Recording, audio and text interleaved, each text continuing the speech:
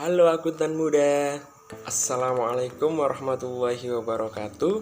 Saya Eko Pujianto dari jurusan Akuntansi Syariah UIN Kiai Haji Abdurrahman Wahid Pekalongan. Seperti biasanya pada kesempatan hari ini atau pada kesempatan kali ini, di video ini saya akan membahas mengenai kode etik seorang akuntansi khususnya di Indonesia dan juga dengan fraud.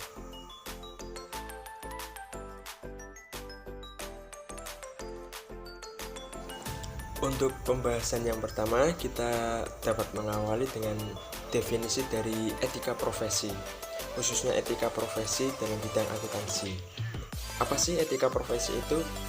Etika profesi adalah sebuah etika profesional yang dikeluarkan oleh organisasi profesi untuk mengatur perilaku anggotanya dalam menjalankan praktik profesinya bagi masyarakat.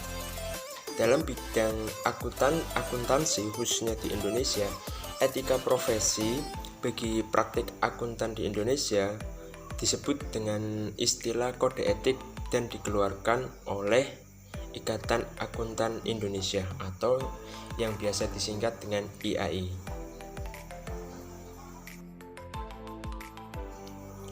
Berdasarkan kode etik yang dikeluarkan oleh Ikatan Akuntan Indonesia atau IAI, prinsip yang pertama dalam kode etik seorang akuntan yaitu tanggung jawab profesi. Artinya, dalam melaksanakan tanggung jawab sebagai profesional, setiap anggota harus senantiasa menggunakan pertimbangan moral dan profesional dalam semua kegiatan yang dilakukannya.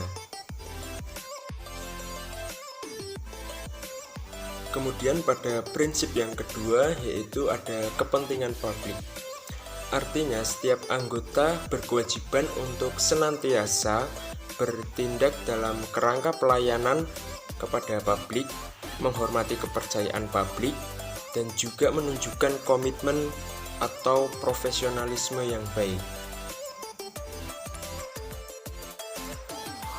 Kemudian pada prinsip yang ketiga yaitu ada integritas.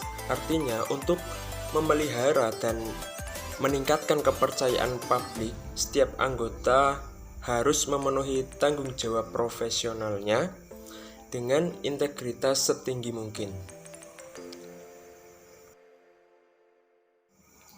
Kemudian pada prinsip yang keempat ada objektivitas. Artinya setiap anggota harus bisa menjaga objektivitas dan bebas dari benturan kepentingan dalam memenuhi kewajiban profesionalnya. Kemudian pada prinsip yang kelima ada kompetensi dan kehati-hatian profesional. Artinya setiap anggota harus melaksanakan jasa profesionalnya dengan berhati-hati, kompetensi, dan ketekunan, serta mempunyai kewajiban untuk mempertahankan pengetahuan dan keterampilan profesional pada tingkat yang diperlukan untuk memastikan bahwa klien memperoleh manfaat dari jasa profesional yang kompeten berdasarkan perkembangan praktik, legalisasi, dan teknik yang paling mutakhir. Kemudian di prinsip yang keenam yaitu kerahasiaan. Artinya setiap anggota harus menghormati kerahasiaan informasi yang diperoleh selama melakukan jasa profesional dan tidak boleh memakai atau mengungkapkan informasi tersebut tanpa persetujuan, kecuali bila ada hak atau kewajiban profesional atau hukum untuk mengungkapnya. Jika tidak ada selain itu maka tidak diperbolehkan. Selanjutnya pada prinsip yang ketujuh ada perilaku profesional. Artinya setiap anggota harus berperilaku yang konsisten dengan reputasi profesi yang baik dan